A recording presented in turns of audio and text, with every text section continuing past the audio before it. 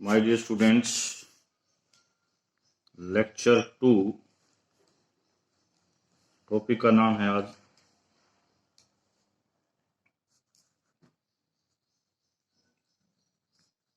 Warning problem.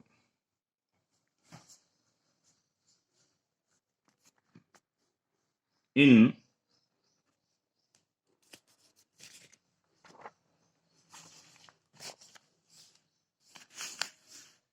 70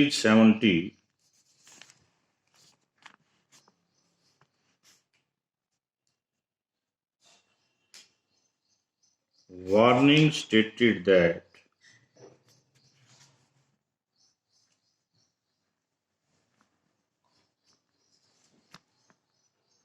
each positive integer is expressible as sum of at most 9 cubes. Also a sum of at most 19th fourth powers and so on. I again just only stated that, not prove that. Here statement the theorem, statement without proof. Now we defining a word term small gk. What is small gk? Gk is the smallest number such that every natural number can be written as a sum of gk kth powers।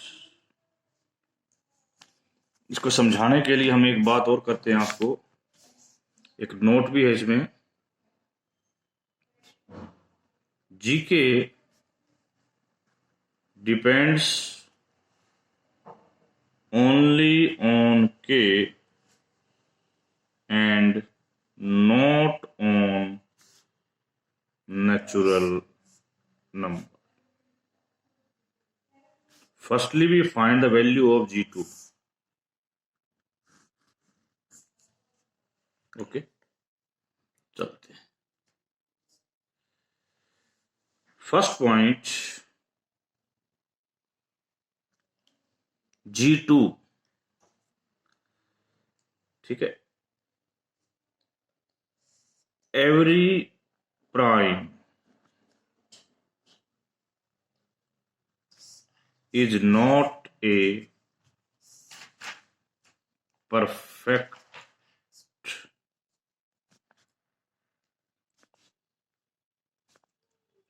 square. This implies that कि P को हम किसी A का square नहीं लिख सकते। This implies that कि G2 is greater than 1। G2 की डेफिनेशन क्या है? कोई भी नेचुरल नंबर लोगे, यदि तो वो 2 है यहाँ पर, तो वो सम ऑफ स्क्वायर एक G1 G2 की वैल्यू 1 होने होती, तो इसका मतलब होता कि every natural number can be written as can be square of a number, जो कि पॉसिबल नहीं है। तो इसका मतलब G2 greater than 1। Number 2, every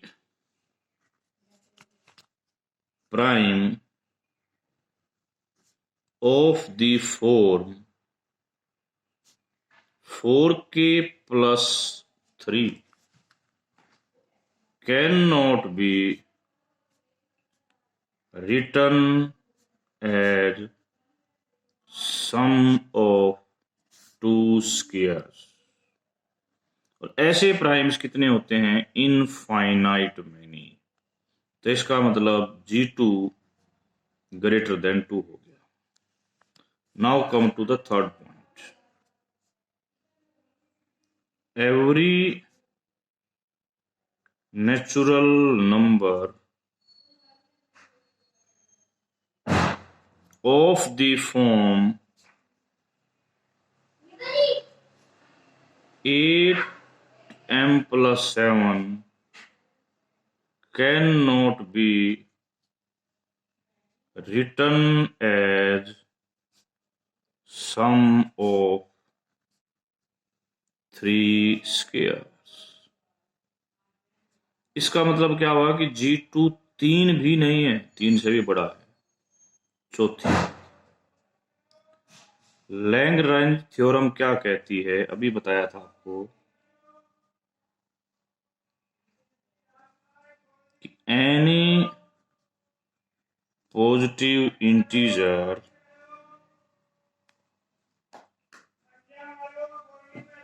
can be written as sum of 4 squares।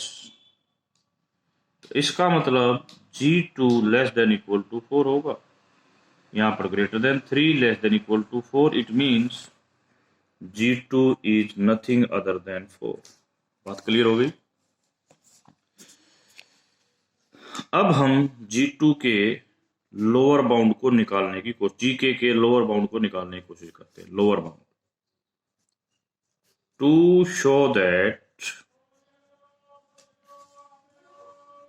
GK is greater than equal to greatest integer of 3 by 2 raised to the power k plus 2k minus 2। Proof देखिए, इसका proof कैसे करेंगे। हमें एक बात का पता है कि x इंटीजर इससे बड़ा होता है और इसके इक्वल या छोटा होता है। यदि x को मैं 3 by 2 की पावर k ले लूं तो I can write like that.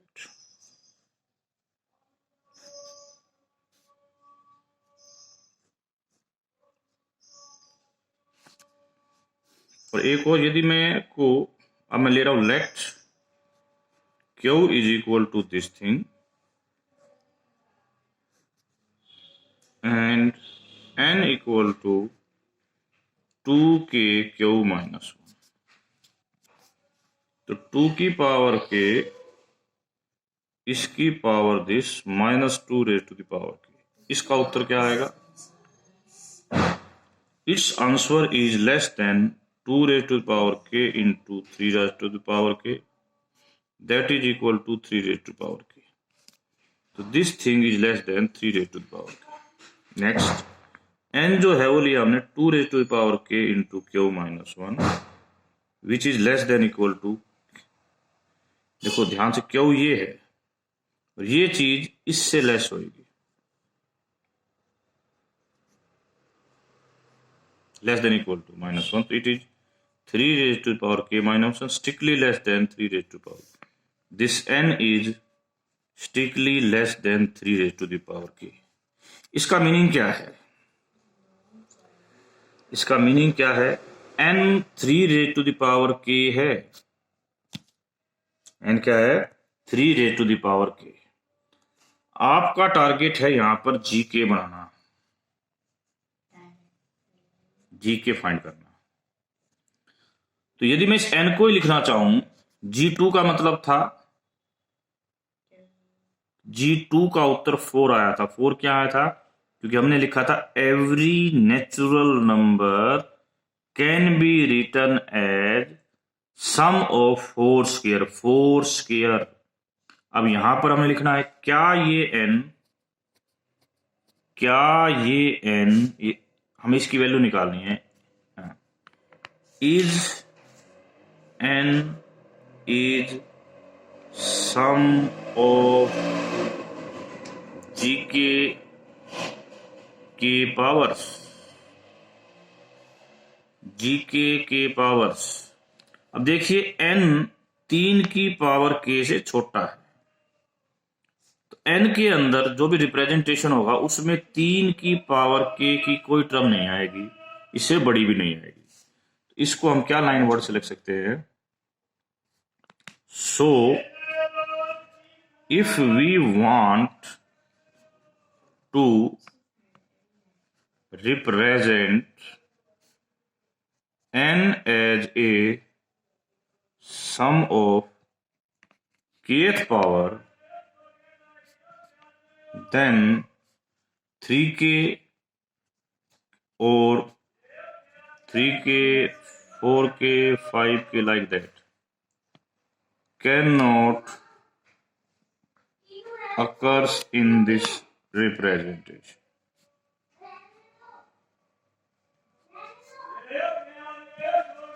और यहां पर जो n है वो एक्चुअली में 2 raised to the power k Q है -1 है, तो this is less then this.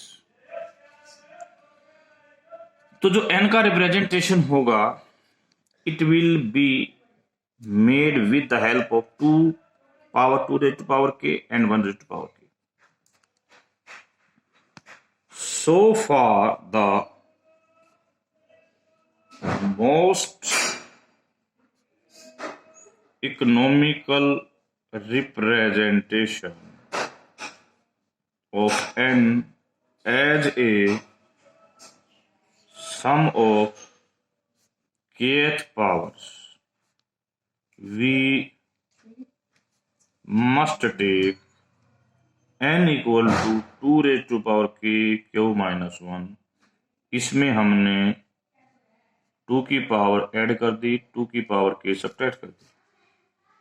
इसको इसके साथ कंबाइन करो तो we get q minus 1 2 raised to power k and 2k minus 1 इसके साथ लिख दिया आपने 1 raised to power k। तो देखिए कितनी बार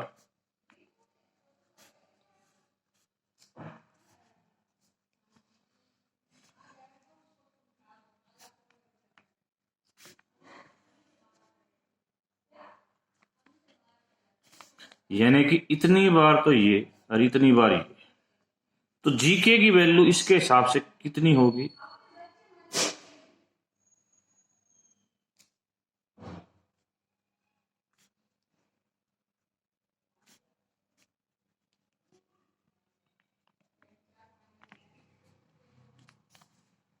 this is the answer, lower.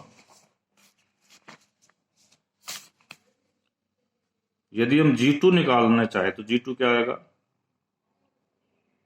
G2 Q की वैल्यू क्या आई थी बच्चों? ये क्यू की वैल्यू और लिख लो। क्यू की वैल्यू ये थी हमारे पास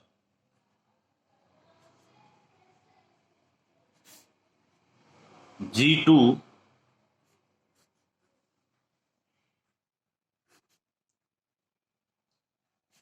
आंसर 4।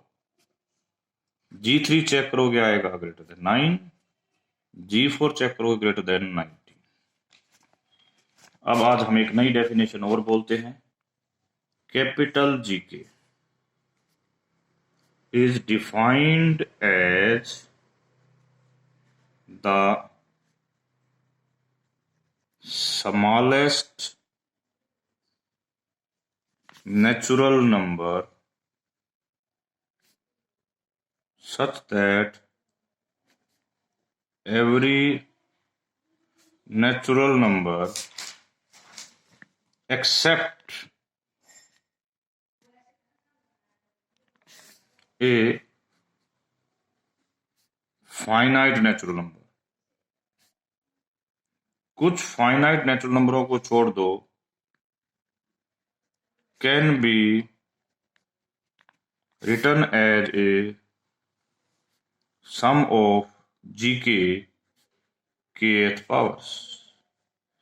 जो स्मॉल जीके होता है उसमें सभी नेचुरल नंबरों के लिए कंडीशन है, परंतु कैपिटल जीके में हम क्या कहते हैं, कुछ फाइनाइट नंबर ऑफ नेचुरल नंबरों को छोड़ सकते हैं। तो तो ये इससे लेस होगा ऑलवेज। अब हम चलते हैं G2। प्रूव करना है कैपिटल G2 की वैल्यू 4 होगी। कैसे प्रूव करेंगे? अब ये ऊपर वाली थ्योरम कहती है कि G2 is less then this, ये हमें पता है, तो इसकी वैल्यू 4 या 4 से छोटी होगी। एक थ्योरम पढ़ते हैं कि एवरी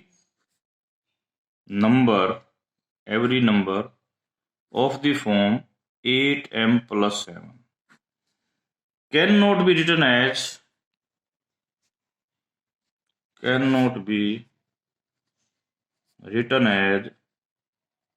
sum of 3 squares।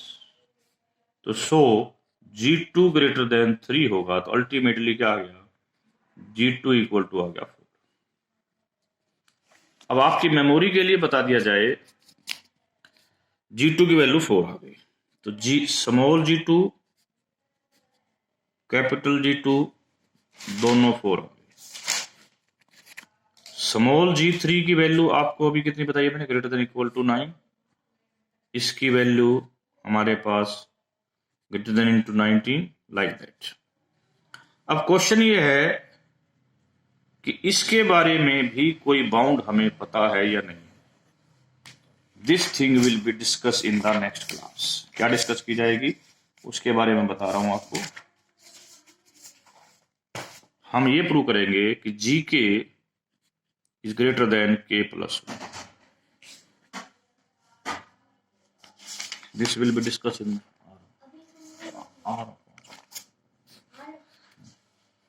अब एक होमवर्क है, find all the solution of this where Z is equal to this. Z की वैल्यू कहां से कहां तक लेनी है? 0 से 30 तक। You can find all the possibilities.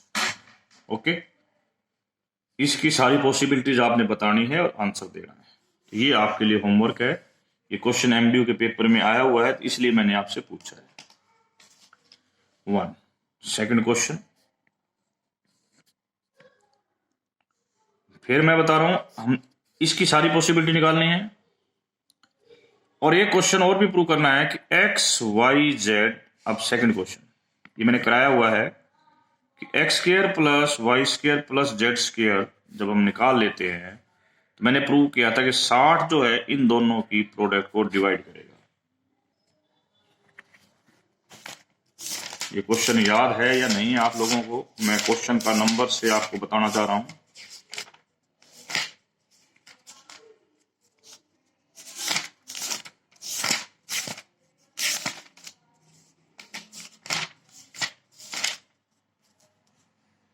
ये क्वेश्चन था 12.1 का क्वेश्चन नंबर 4।